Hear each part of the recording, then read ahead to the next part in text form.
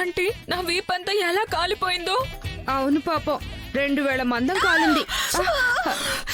Sorry sorry sorry sorry. ఎవరు కాల్చారో తెలిస్తే వాళ్ళంతా చూడమ్మా. అది తర్వాత చూద్దాం, ముందు దీనికి మందు రాయాలి. మందేగా రాసేద్దాం. ఆయింట్మెంట్ ఇవ్వు. మీరు రాస్తారా? వద్దా? ఆ రామలక్ష్మి పుట్టింటికెళ్ళింది, శౌర్య ఒంటరిగానే ఉన్నాడు. మా ఇద్దరిని కలిపే మార్గం చూడకుండా మందు రాస్తాను అని ఎగేసుకొని చెప్తారేంటి? ఓ అర్థమైంది. శౌర్యని పిలవాలి అంతే కదా? శౌర్య శౌర్య. ఏంటమ్మా? పాపం జెన్నీ ఆంటీకి వీపు కాలి పెద్ద మచ్చయిందిరా. అవునమ్మా. బాగా మంటగా ఉందంట్రా. మందు రాద్దామంటే నేనిప్పుడే పచ్చిమిరపకాయ పచ్చడి చేశాను. నా చేతులు మండుతున్నాయి. కొంచెం నువ్వు మందు రాయి. అమ్మా నేను జెన్నీ ఆంటీకి అమ్మ నేను రాయడం ఏంటమ్మా? నీ ఇబ్బంది నాకు అర్థమైంది శౌర్య, కానీ నాకు వేరే దారి లేదు. అబ్బా, సమయానికి రామలక్ష్మి కూడా ఇంట్లో లేదు. అలా అని గాయం మండుతుంటే ఓర్చుకోలేకపోతున్నాను. ప్లీజ్ రాయవా? ఏం పర్వాలేదురా, మన జెన్నీ ఆంటీయే కదా. రాయ్ రాయరా.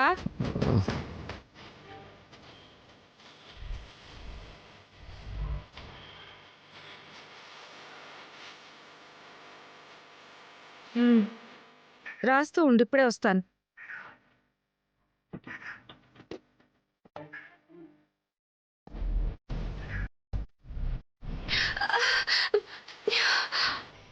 శౌర్య, అలాగే ఉండిపోయావేంటి? రాయి.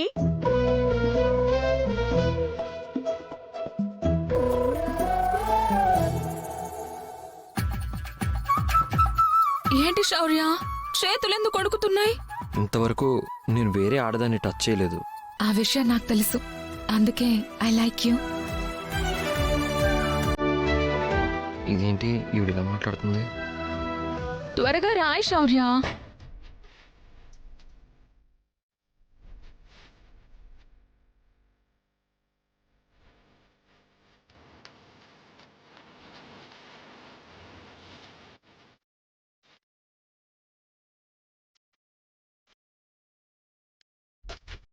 ఈవిడ ఫేస్కి వీపుకి సంబంధం లేదేంటి?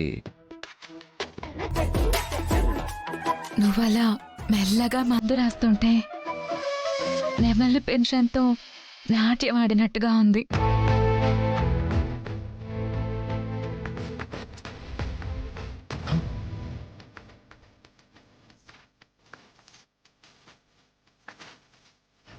ఆంటీ నా చేపట్టుకున్నారేంటి? ఈ చెయ్యి ఎప్పటికీ విడవకూడదు. ఆంటీ ఏంటి అలా మాట్లాడుతున్నారు? చేయవదలండి. శౌర్య, ఇక నిజం చెప్పేస్తాను. నేను ఆంటీని కాదు, మరి అస్మితాని.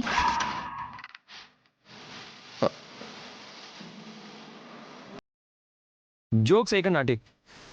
నేను మందు రాస్తున్నానని మీరు మసిపూస్తున్నారా ఏంటి? అయ్యో శౌర్య, ఈ ముసలి ఆంటీని చూసి నీకు అలా అనిపిస్తుందేమో కానీ నా అసలు రూపం చూడు.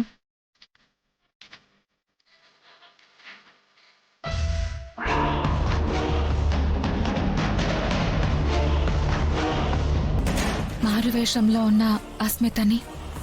అస్మిత? నిన్ను ప్రేమించి పెళ్లి చేసుకోవాలని మిస్ చేసుకున్న ఆ అన్లకి అస్మితని నేనే. శౌర్య ప్లీజ్, నువ్వు నాకు కావాలి. నీ టచ్ ఫీల్ అయ్యాక నాకు నిజం చెప్పాలనిపించింది. నాకు నీ టచ్ కావాలి. ప్లీజ్ మందు రాయవా? కాదనుకో ప్లీజ్ శౌర్య, నా కోసం.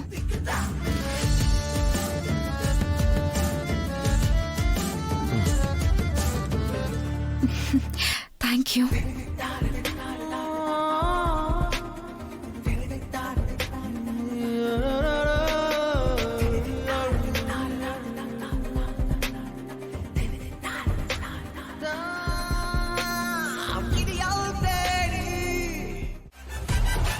ఆంటీ మీరా? మీ అబ్బాయి ఏడి? నువ్వు నెమలి పించం అన్నప్పుడే వెళ్ళిపోయాడు. ఏంటి? మరి అప్పటి నుంచి మీరే రాస్తున్నారా? నేనే నా మెడ ముట్టుకుంది నేనే. మరి చెప్పాలి కదా. నా కొడుకు చేతికి నా చేతికి తేడా తెలీదా? అంటే తను టచ్ చేయగానే వాళ్ళంతా జల్లింత తుళ్ళింతలై గిలిగింతలు పెట్టేసి ఏదో అయిపోయి ఎక్కడికో వెళ్ళిపోయాను. అప్పుడు నేను శౌర్యకి అస్మిత అని కూడా చెప్పేశాను. ఆ? అవునా ఆంటీ? కలలో నా మనసు వెప్పి నా గుట్టు బట్టబయలు చేసేలాగా నేను చాలా మాట్లాడాను. నీకు బుద్ధుందా? ఎందుకు ఆంటీ కోపడుతున్నారు?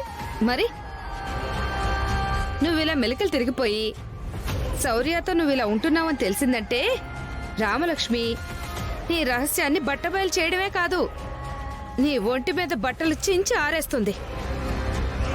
నువ్వు జెన్నివి కాదు అస్మితావి అని తెలిసిన మరుక్షణం నీ గతేంటో ఆలోచించుకో. నీ ప్లాన్ అంతా ఓకే అయ్యాక గోవాకి వెళ్తావో మాల్దీవులకి వెళ్తావో అనవసరం. కానీ అప్పటి వరకు చాలా జాగ్రత్తగా ఉండు, లేకపోతే తేడాలొస్తాయి.